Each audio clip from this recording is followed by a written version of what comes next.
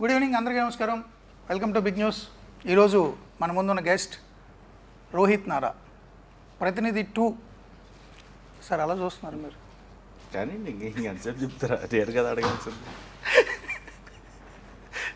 Okay, మీరు journalist కదా. Sorry sir, మిమ్మల్ని క్వశ్చన్ చేయాలి. సారీ. ఎలా అండి, ముందుకు ఇలా వంగి చెప్పాలి. హాయ్, అందరికీ నమస్కారం. ఇవాళ మన గెస్ట్ మూర్తి గారు. సో ఆయన్ని అడిగి తెలుసుకుందాం ప్రతినిధి 2 సినిమా గురించి. మూర్తి గారు, మీరు జర్నలిస్ట్. సో అసలు అక్కడి నుంచి అసలు సినిమాల వైపు ఎందుకు రావాలనిపించింది? ఎలా జరిగింది జర్నీ అసలు? అంటే యాక్చువల్గా నేను జక్కా హరిప్రసాద్ గారిని సుకుమార్ గారు ఫ్రెండ్ సార్. ఆయన ప్లేబ్యాక్ అనే సినిమా తీస్తున్నారు. అందులో ఒక జర్నలిస్ట్ రోల్ ఉంది, చేయమన్నారు. బట్ నేను యాక్టర్ని కాదు, నాకు సంబంధం లేదంటే లేదు న్యాచురల్గా మీలాగే ఉండాలి, ఆర్టిస్ట్ని పెడితే మళ్ళీ డౌట్ వస్తుంది అని ఆయన సుకుమార్ గారు స్కూల్ అందరూ కలిపి నన్ను మాట్లాడి నన్ను ఒప్పించి అందులో యాక్ట్ చేయించారు జర్నలిస్ట్. అప్పుడు ఇది పట్టింది ఈ దురద. యాక్టింగ్ నుంచి డైరెక్ట్గా సినిమా తీసేయడం అలా అలవాటయ్యి అన్ని 24 క్రాఫ్ట్స్ అవన్నీ అబ్జర్వ్ చేసిన తర్వాత సో జర్నలిస్ట్ని హీరోగా పెట్టి సినిమా తీయాలనిపించింది. ఒకరోజు మీ పుట్టినరోజు నాడు 2 ఏళ్ల క్రితం కలిసాం మిమ్మల్ని. మీ సినిమాలు చాలా చూశాను నేను. నాకు మీ సినిమాలు ఇష్టం. మీ స్క్రిప్ట్ సెలెక్షన్ కానీ, మీ సెటిల్డ్ పర్ఫార్మెన్స్ కానీ, వాయిస్ కానీ. సో మీతో నేను ఒక 1-2 అవర్స్ మాట్లాడుకున్నాం మనం ఆ రోజు. అప్పుడు నాకు అనిపించింది, మిమ్మల్ని అబ్జర్వ్ చేశా. అంటే యాక్చువల్గా ఇలా కూర్చున్నా, మీరు అటు కూర్చున్నారు, వెనక వర్షం, మబ్బులు, మేఘాలు, ఉరుములు సిలౌట్లో కనిపిస్తున్నారు, గొంతు మాత్రం వినిపిస్తుంది ఒక బేస్ వాయిస్తో. అది కూడా చాలా సీరియస్ సబ్జెక్ట్ ఏదో చెప్తున్నారు మీరు ఆ రోజు నాకు. సో అనిపించింది, జర్నలిస్ట్ని హీరోగా పెట్టి సినిమా తీస్తే correct personality, correct voice, impact ఎక్కువ ఉంటుంది, జనాలకు రీచ్ అవుతుంది ఈ వాయిస్తో అనిపించి ఆ రోజు మీతో అన్నాను నేను, సార్ మిమ్మల్ని పెట్టి సినిమా తీస్తాను. మీరు చాలా సరదాగా అనుకుని వదిలేశారు. అంటే సినిమా తీస్తారంటే సరే ఎప్పుడో తీస్తారేమో అనుకున్నాను. 1 ఇయర్లో బౌండ్ స్క్రిప్ట్ తీసుకొస్తారనుకున్నాను. సో మీకు అది నచ్చి నన్ను డైరెక్ట్ చేయమండం, నమ్మడం నిజంగా థ్యాంక్స్ సార్. నా డ్రీమ్ 25న బిగ్ స్క్రీన్ మీద చూస్తున్నా. అంటే ఫస్ట్ టైం డైరెక్టర్కి, అసలు సినిమాతో ఎక్స్పీరియన్స్ లేనివాడికి కథ చెప్పిన తర్వాత మీరు నన్ను నమ్మి ఇంత పెద్ద ప్రాజెక్ట్ ఓకే చేశారంటే, కంబ్యాక్ మూవీ, నిజంగా చాలా థ్యాంక్స్. లేదండి, అంటే మీరు the way you wrote the script కానీ, ఎలా తీద్దాం అనుకుంటున్నారని చూపించిన విధానం కానీ, so I thought you'll do justice. And నేను చూసినప్పుడు I felt very happy that అంటే మీరు రాసిన కథ మీరే, I think you'll do better justice అనే ఫీలింగ్ ఉండేది. And you have done justice to this film. Thank you, నన్ను నమ్మినందుకు థ్యాంక్స్ సార్.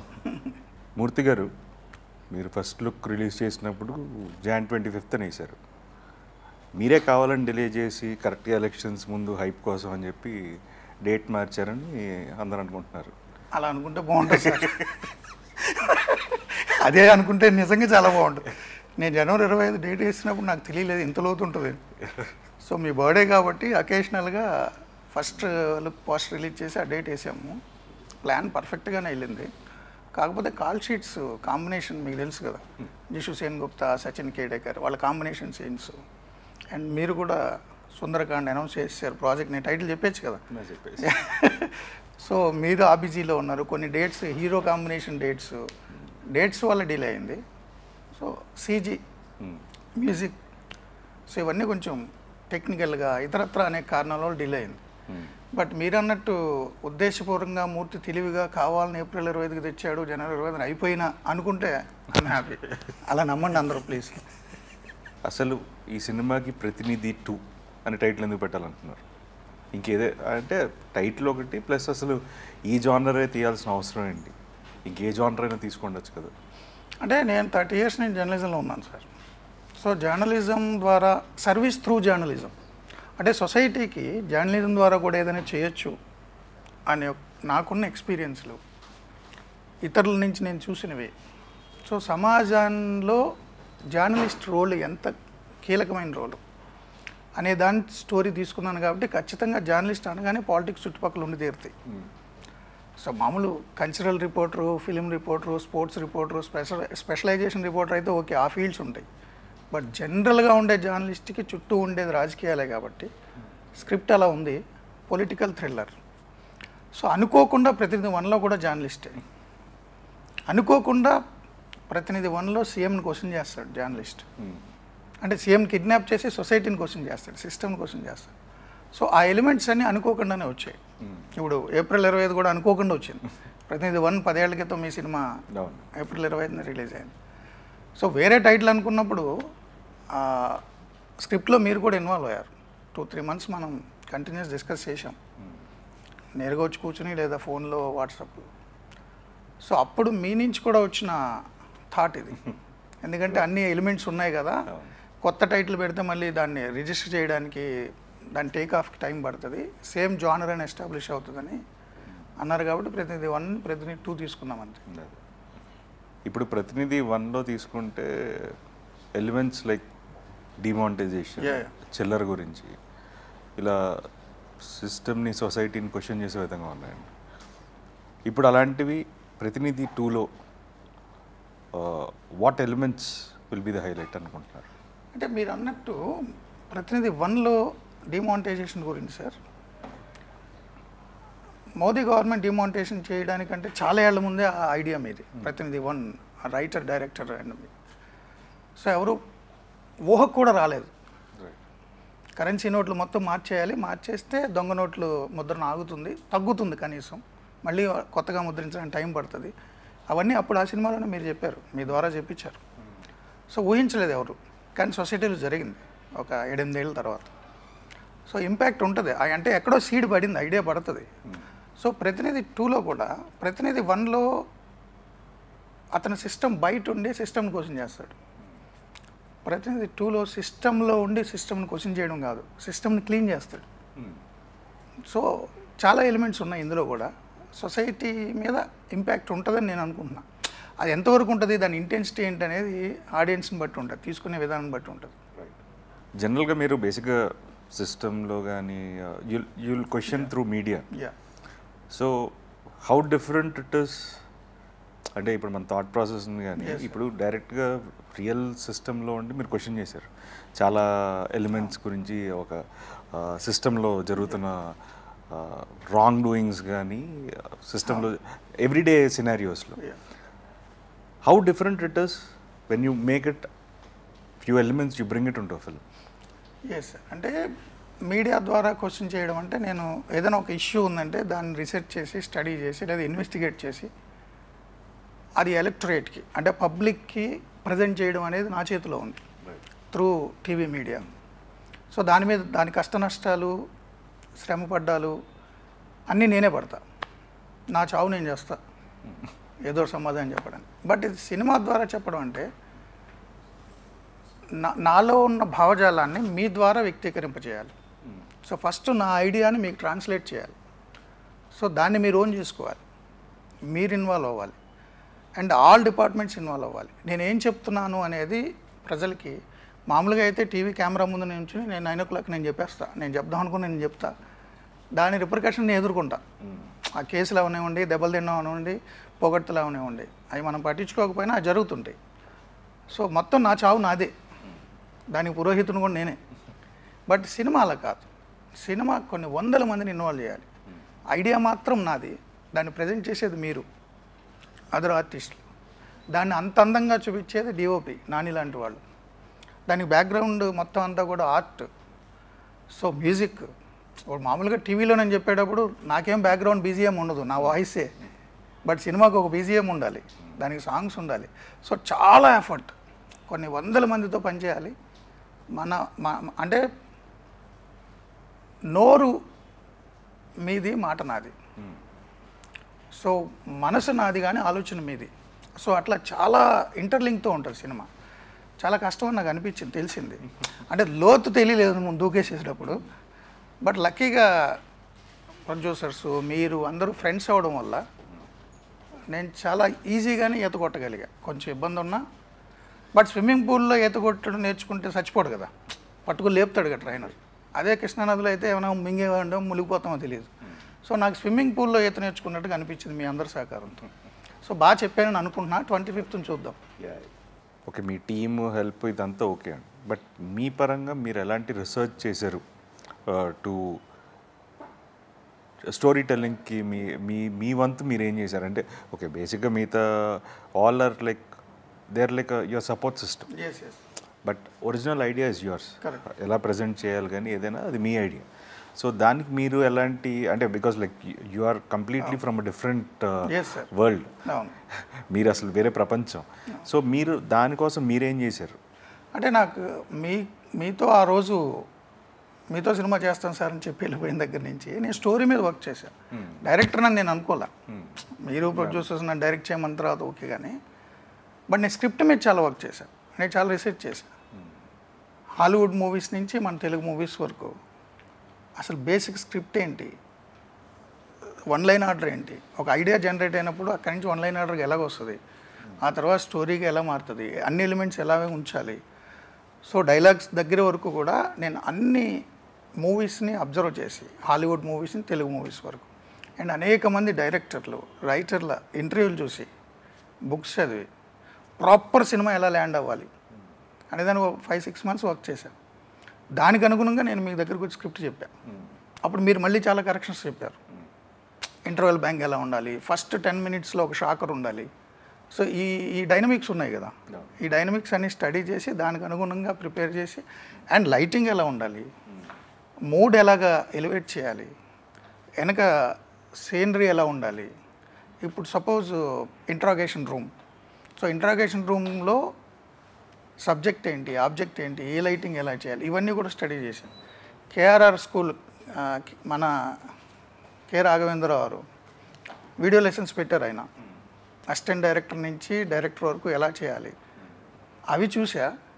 అండ్ హాలీవుడ్ డైరెక్టర్లు వీడియో లెసన్స్ కూడా చూసా. ఒక 5-6 నెలలు రీసెర్చ్ చేసి మీ దగ్గరకు వచ్చేసారు. బట్ మంచి టీం దొరికింది కాబట్టి నాకు కెమెరా కానీ అదంతా సపోర్ట్ సిస్టమ్ అండి, but basic ideology it's the directors. So thought process directors, మేమందరం ఏంటంటే ఒక ఇన్పుట్ ఇవ్వగలుగుతాం తప్ప it is end of the day it's your call. అదే, but I think all that homework he's help. Homework చేశా, చాలా homework చేశా. అది కనపడుతుందండి. అంటే డెఫినెట్లీ ఇంట్రాగేషన్ సీన్స్లో కానీ like staging of the film, దాంట్లో ఇట్స్ డెఫినెట్లీ విజిబుల్. అంటే మీరు అబ్రాడ్లో యాక్టింగ్ అది నేర్చుకొచ్చారు. యాక్టింగే కాదు, మీరు కెమెరా లైటింగ్ వాటి మీద కూడా మీరు చదువుకుని వచ్చారు. సో ఇట్లాంటి ఎడ్యుకేటెడ్ ఆ పర్టికులర్ ఫీల్డ్లో అబ్రాడ్ నుంచి చదువుకున్న వ్యక్తులైన మీతో, and senior Kiran Kumar Manne art senior, and co director Subbarao గారు, సో చాలామంది సీనియర్లతో నేను పని మొదలుపెట్టా. నేనే మోస్ట్ జూనియర్ ఎవడరా అంటే ఈ ఫిల్మ్లో నేనే. అవును, యాక్చువల్గా సినిమా పరంగా నేనే జూనియర్ని, బట్ డైరెక్టర్ చేశాను. But your efforts are true and but that is what people కొను స్క్రీన్ మీద చూస్తారు. స్క్రీన్ మీద చూస్తారు. అదే నాకు అంటే నేను డెస్క్టాప్ మీద చూసి, ఆన్లైన్ ఎడిటింగ్లో చూసి, సాగర్ మ్యూజిక్ ఇచ్చిన తర్వాత చూసి, డిఐలో చూసి, ఇప్పుడు మిక్సింగ్ దగ్గర చూసిన తర్వాత నాకు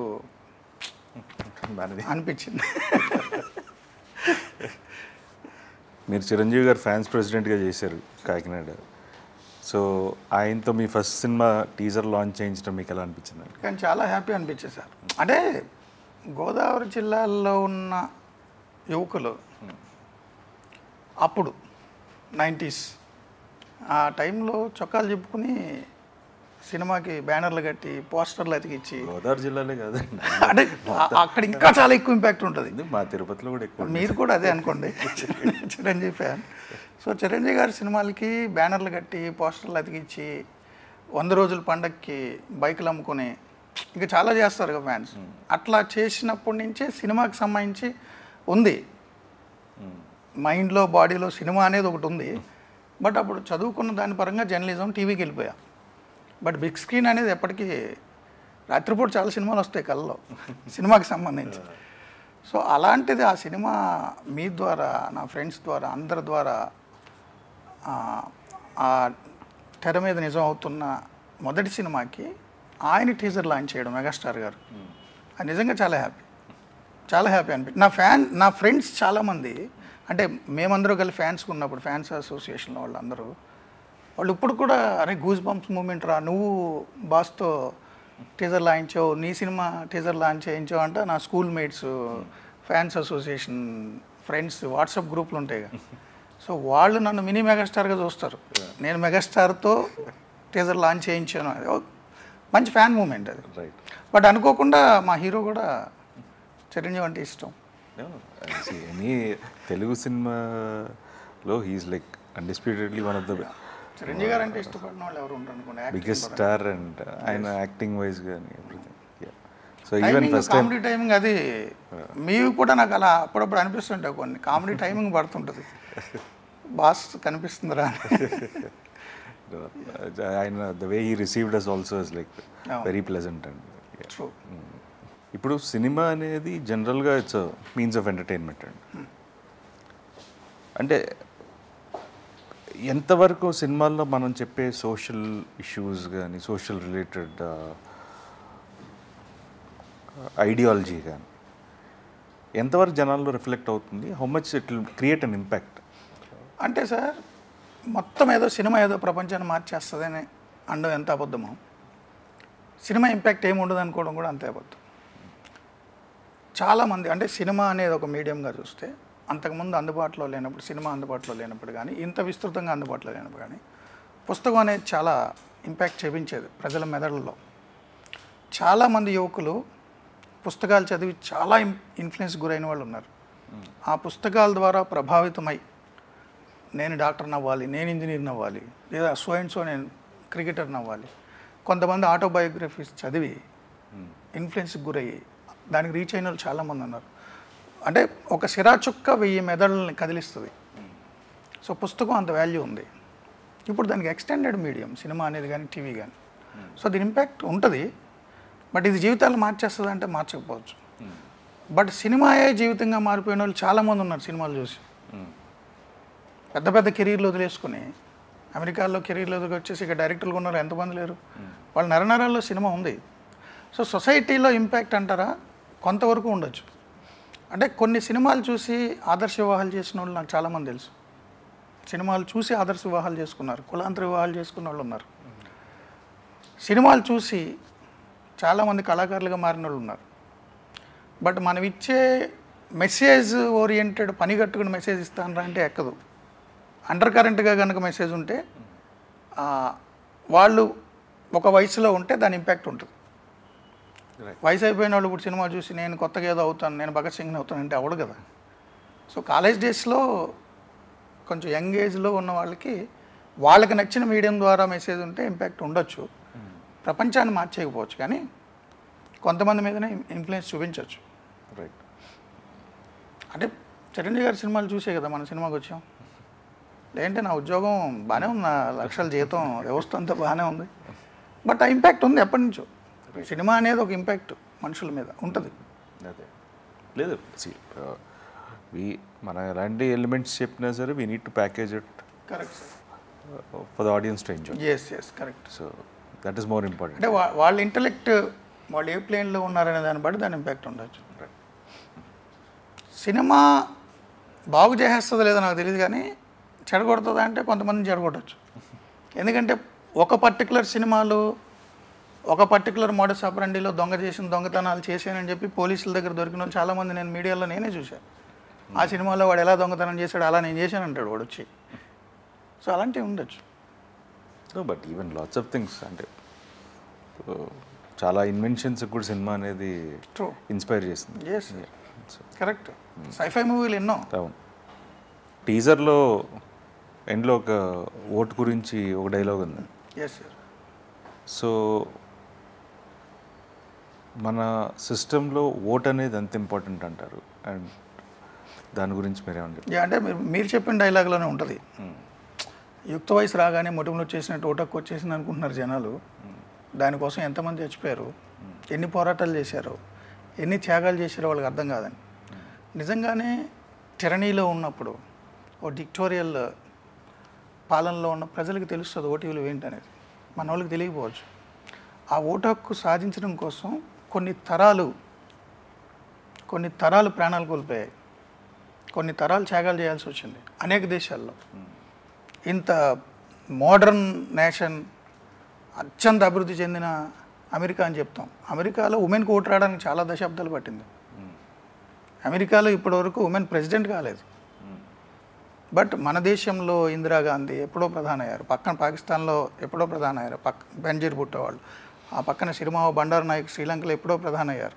సో అంటే ఓటు హక్కు అనేది మన బ్రిటిష్ వాళ్ళు మన పాలించినప్పుడు, మనం పాలించుకోవాలి, స్వయం పాలన, సెల్ఫ్ రెస్పెక్ట్ అని వచ్చినప్పుడు ఓటు అనే విలువ తెలుస్తుంది. ఒక నియంత కనుక మనని చావచంపేసి ఇష్టారాజ్యంగా పాలించేస్తుంటే, సో మన ఓటును కూడా ఆడేసేసుకుని ఇష్టారాజ్యంగా మ్యానిపులేట్ చేసేసినప్పుడు ఊపిరి ఆడదు ప్రజలకి. నేను ఎన్నుకున్నవాడు అక్కడ కూర్చోవాలరా, దానికి ఒక హక్కు నీకుంది, అంబేద్కర్ ఇచ్చింది, రాజ్యాంగం ఇచ్చింది, అంబేద్కర్ ఇచ్చాడు. సో నువ్వు డిసైడ్ చేయాలి నిన్ను ఎవడు పాలించాలి. నాకు రాజకీయం ఎందుకు లేరా అనుకుని వదిలేస్తే రాజకీయానికి మాత్రం నువ్వు కావాలి. సో 24 hours నువ్వు బతికినన్ని రోజులు పొలిటికల్ సిస్టంలోనే నువ్వు బతకాలి. పార్టీలు వేరేనా అయ్యి ఉండొచ్చు, నువ్వేమీ రాబిన్సన్ క్రూసోవ్ కాదు, అడవుల్లో నాకు నచ్చిన నేను బతుకుతాను అనడానికి. నువ్వు ఈ దేశంలో బతకాలి, ఈ దేశం law of the land follow అవ్వాలి, ఆ రూల్స్ అండ్ రెగ్యులేషన్స్ ఫాలో అవ్వాలి, ఈ వ్యవస్థ ఇచ్చిన చదువే నువ్వు తీసుకోవాలి, ఈ వ్యవస్థ ఇచ్చిన వైద్యం తీసుకోవాలి. వ్యవస్థలోనే నువ్వు ఎలా నడవాలో, ఎలా నడుచుకోవాలో, ఏ రూల్స్ ఫాలో కావాలో, ఏ హక్కులు ఉన్నాయో, ఏ విధులు ఉన్నాయో అన్నీ వ్యవస్థ డిసైడ్ చేస్తుంది. ఆ వ్యవస్థ పొలిటికల్ పార్టీస్ చేతిలోనే ఉంటుంది, ఎంపిక కాబడిన ప్రభుత్వం చేతిలోనే ఉంటుంది. నువ్వు ఇస్రో సైంటిస్ట్ అవి ఉండొచ్చు కాక, నువ్వు చాలా ఇంటెలిజెంట్ అయి ఉండొచ్చు కాక, నువ్వు నాసా సైంటిస్ట్ అయి ఉండొచ్చు కాక, అంతరిక్షంలోకి నీ అంతా నువ్వు వెళ్ళిపోతానంటే కుదరదు. ఆ గవర్నమెంట్ సిస్టమ్ కంట్రోల్ చేస్తుంది నీ ప్రయోగాలను కూడా. సో విజ్ఞానం అభివృద్ధి చెందాలన్నా, ఏదైనా అభివృద్ధి చెందాలన్నా, మానవ వికాసం జరగాలన్నా ఆయా ప్రభుత్వాలు కంట్రోల్ చేస్తాయి. ఆ ప్రభుత్వాన్ని ఎంపిక చేసే అధికారం నీకుంది. నువ్వు రాజుల పాలనలో లేవు కదా, నువ్వే రాజువు కదా. మరి అంత కీలకమైన ఓటును అసలు పట్టించుకోకుండా ఎందుకు వదిలేసి వెళ్ళిపోతారు గాలికి? దానికేం సంబంధం? సినిమా టికెట్లకు మాత్రం క్యూలో నుంచి ఉంటారు, పెద్ద పెద్ద పార్టీలకు వెళ్ళినప్పుడు క్యూలో నుంచి ఉంటారు. ఏదైనా డిస్కౌంట్ ఉందంటే ఐకియా దగ్గర కొన్ని 100 మంది క్యూలో నుంచి ఉంటారు గంటల తరబడి. అరే ఓటు వేయడానికి ఒక 10 నిమిషాలు క్యూలో నుంచి రావడానికి ఎందుకు నీకు ఇష్యూ? ఓటు వేయకపోతే నిన్ను నువ్వు మోసం చేసుకున్నట్టు. రేపు పొద్దున వాడు ఎవడో ఎక్కేసి కూర్చుని నేను చంపేస్తుంటే మళ్ళీ అనడానికి సరిపోవు నువ్వు. అది ఆ మోనోలాగ్ బేస్. సో అంత కీలకమైన దాంట్లో నువ్వు ఓటు వేయకుండా రోజు నీతులు చెప్తుంటే ఈ ప్రభుత్వాలు ఉంది, ఆ ప్రభుత్వం ఉంది, పిల్లకాయలకు ఉద్యోగాలు రావట్లేదు. అరే నువ్వురా కారణం ఉద్యోగం రాకపోవడానికి. నువ్వు బతికేందుకు, సచ్చేందుకు. ఈ ప్రభుత్వాన్ని నువ్వు ఎంపిక చేసుకోకపోతే, నీ ప్రభుత్వాన్ని నువ్వు ఎంపిక చేసుకోకపోతే. నిజంగానే ఊర్లలో సార్ దొంగ ఓట్లు ఎవరన్నా వేస్తే వాళ్ళు వచ్చేసరికి ఓటు లేదనుకోండి, వాళ్ళు ఛాలెంజ్ ఓటు చేస్తాడు. నా ఓటు ఎందుకు వేసావు? నేను చచ్చిపోయాను అనుకున్నావా? ఓటర్ల జాబితాలో నేను లేననుకున్నావా? నాకు పరువు తక్కువ, నేను బతకలేను, నేను చచ్చిపోయాను అనుకున్నావా? నాకు ఎందుకు లేదు ఓటు అంటాడు. సో నిజంగానే మరి ఓటు వేయకపోతే జీవోత్సవం కింద లెక్క. పొలిటికల్ సిస్టంలో నువ్వు ఉంటూ నీ లీడర్ నువ్వు డిసైడ్ చేసుకోకపోతే, డెమోక్రసీలో ఉన్నాం కదా మనం, టెరనీలో లేం కదా. సో అందుకని ఆ డైలాగు దాని ఇంపాక్ట్. ఇప్పుడు ప్రతినిధి 2 ఆడియన్స్ ఎందుకు చూడాలి? దాని నుంచి మీరు ఏం చెప్పాలనుకుంటున్నారు? అంటే ఆడియన్స్ సినిమా చూద్దాం అనుకునే వాళ్ళు, సినీ ప్రేమికులు ఎవరైనా ప్రతినిధి 2 చూడాలండి. ఎందుకంటే ప్రతినిధి 2 ద్వారా నేను ఏదో చెప్దాం అనుకోవట్లా. ప్రతినిధి 2 అనే సినిమా చూస్తే మీరు ఎంటర్టైన్ అవుతారు అండ్ మీకు ఇన్ఫోటైన్మెంట్ కూడా ఉంటుంది. ఒక సినిమాలో ఏముండాలో అవన్నీ మీకు ఉంటాయి. ప్రతినిధి 2ని మిస్ అయితే మీరు సినిమాని మిస్ అయినట్టు. దాని తర్వాత దాని ఇంపాక్ట్ ఎలా ఉంటుంది, ఏమొచ్చింది, అవన్నీ నాకు సంబంధం లే. నేను ఒక సినిమా తీసా, మీరు సినిమా ప్రేమికులు చూడండి, మంచిగా ఉంటుంది. టీజర్ రిలీజ్ అయిన తర్వాత, లేకపోతే ఫస్ట్ లుక్ అప్పుడు కానీ సోషల్ మీడియాలో కొన్ని దగ్గరలో ఏంటంటే, బికాజ్ లైక్ మిగతా సినిమాలు వచ్చాయి, so lots of people are comparing these to other films and saying this is also propaganda film. దాని గురించి మీరేమంటారు? అంటే ప్రోపగండా మూవీసే తీయించుకోవాల్సి నేనెందుకు, వాళ్ళకి చాలా పెద్ద పెద్ద కమర్షియల్ డైరెక్టర్ బోల్డ్ మంది ఉంటారు. నిజంగానే మీరు చెప్పిన ఆ పేర్లు ఏమున్నాయో అలాంటి డైరెక్టర్లతో తీయించుకుంటారు యువతల నుంచి కూడా. సో ప్రోపగండా మూవీ తీయడం కోసం నేను 2 years కష్టపడాల్సిన పని లేదు. అండ్ ఒకరికి ప్రోపగండా చేసేంత పరిస్థితిలో నేను లేను. ఆ అవసరం నాకు లేదు, ఆ లక్షణం కూడా నాకు లేదు. బట్ నారా రోహిత్ టీవీ5 మూర్తి అనేసరికి ఆ సోషల్ మీడియాలో ఎవరు అట్లా చేస్తున్నారేమో. మనది ప్రోపగండా మూవీ కాదు, పొలిటికల్ థ్రిల్లర్. ఈ జానరే సెపరేట్. మీరు లూసిఫరు, గాడ్ ఫాదరు, ఒకే ఒక్కడు, చాలా సినిమాలు ఉన్నాయి కదా, లీడర్, అవేం ప్రోపగండా మూవీస్ కాదు కదా. సో మంది కూడా అంతే, ప్రోపగండా మూవీ కానే కాదు, మంచి cinema, cine goers, cine lovers ఇష్టపడే సినిమా, పార్టీలకు అతీతంగా, రాజకీయాలకు అతీతంగా, perfect professional commercial political thriller. ఏ పార్టీని భుజానెత్తుకోలేదు, ఏ పార్టీ కాడికి పడేయలేదు, పార్టీలతో మనకు పనే లేదు, ఆ లీడర్లతో కూడా పని లేదు, క్యారెక్టర్లు అంతే. ఈ క్యారెక్టర్లు ఏ రిజంబ్లెన్స్ ఉండదు.